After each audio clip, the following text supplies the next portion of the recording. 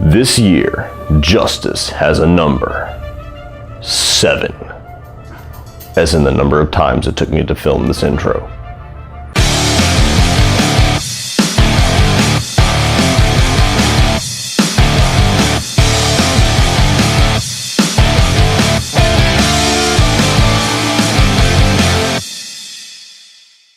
So The Magnificent Seven is a remake of the 1960 classic western starring Steve McQueen, which itself was a reimagining of the Japanese film Seven Samurai. Basic idea of the movie, for those of you guys that do not know, is that you got Peter Sarsgaard, who's playing the villain. He's basically pushing everybody out of this small town that he wants to use for mining. So the townspeople enlist Denzel Washington with the task of coming up with this small army to defend them against Peter Sarsgaard's eventual return. No, I've never seen the original Magnificent Seven. I've never seen Seven Samurai. So when I saw the trailer of this movie, I walked in wanting 3 things. Great action, fun performances, and a good time at the theater. Did I get all those things? You're damn right I got them. Denzel Washington. What else can you say about Denzel Washington? This dude is a master, and he's great as always in this movie. He's one of those actors that just makes it look effortless to walk into a movie and just command the screen from start to finish. Chris Pratt's probably the second biggest name in this. He's a lot of fun. He's got a lot of good back and forth with Denzel and with Ethan Hawke. He delivers my favorite line in the movie whenever he's going to recruit Ethan Hawke. He's telling Ethan Hawke, well, we got a day and a half ride to this town we got to meet Denzel at, but we got 2 days to get there, so let's spend half a day drinking. That being said, there was more than a couple of spots where Chris Pratt unfortunately felt a little bit out of place. I don't know if it was just the way that he looked or the fact that he's kind of,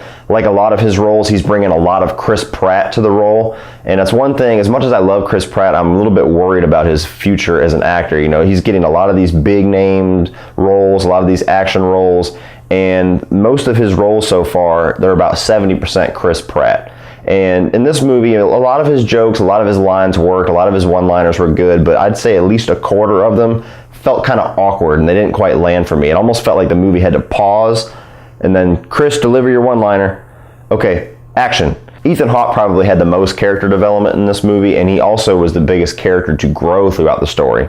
I've always been a big fan of Ethan Hawke, and it was good seeing him and Denzel and Antoine Fuqua getting back together for a movie. Vincent D'Onofrio is a total scene stealer in this. This guy continues to be one of the most underappreciated actors out there. He's starting to get a little bit more recognition now that he's playing Kingpin and Daredevil, but he's one of those guys that no matter what he plays, he just brings it. And he's this crazy, burly bear of a backwoods man in this. He's like Teddy Roosevelt with a hatchet. Peter Sarsgaard is probably the one character and the actor that I did not care for in this movie. You know, he's very cartoonish. He's a very mustache twirling, I'm evil because I'm evil kind of villain. And he was just never threatening. He was never intimidating. I never bought into the fact that he was any kind of a threat to the Magnificent Seven.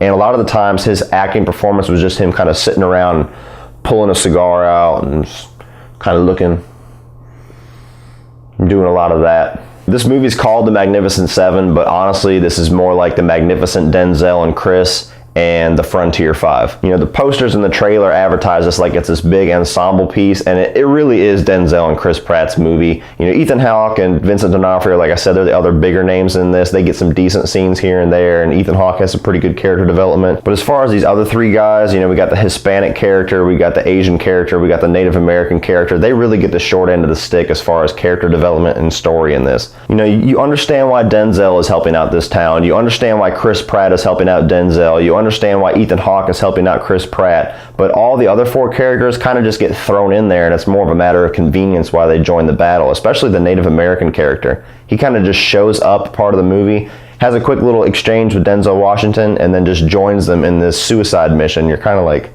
wait, what? They all do get their moments to shine in the action scenes and the shootouts, but as far as the story and the character development, they really felt like they were shoved to the side. Speaking of action set pieces, Antoine Fuqua once again proves that he is a kick-ass action director. This guy knows how to shoot an action scene. He knows how to put you right in the middle of the wild, visceral craziness going on screen, and he doesn't have to use quick cuts and shaky cams and little tricky bullshit like that to do it. There's only 3 shootouts in this movie, but all 3 of them kick major ass. These action scenes are awesome in this. There's no shootout like a Western shootout. Guns just seem way more powerful in the Westerns. People just flying around, getting knocked off of rooftops. It's almost like the bullets have little boxing gloves in the front of it and they get shot and they go.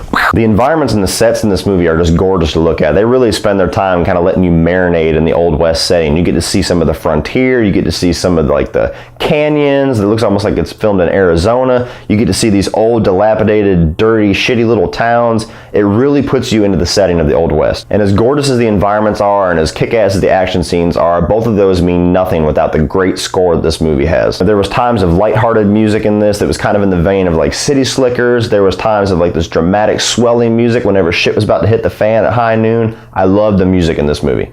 In the end, guys, Magnificent Seven knows what it wants to be, and it succeeds at being that. A fun, action-fueled modern western with some good back-and-forth chemistry between its 7 main protagonists. I had a damn good time watching this movie, and this is the most fun that I've had with a modern western since 3:10 to Yuma. If you want to kick back and enjoy yourself while shoving popcorn into your face, grab 6 of your magnificent friends and go and see The Magnificent Seven in theaters. So what did you guys think of The Magnificent Seven? Put your thoughts on the movie in the comment section below. Please like and share this video and hit that subscribe button. That way you get to come back and see me next time. But if you don't want to wait to see some more of my videos, you can check out a few by clicking right over here.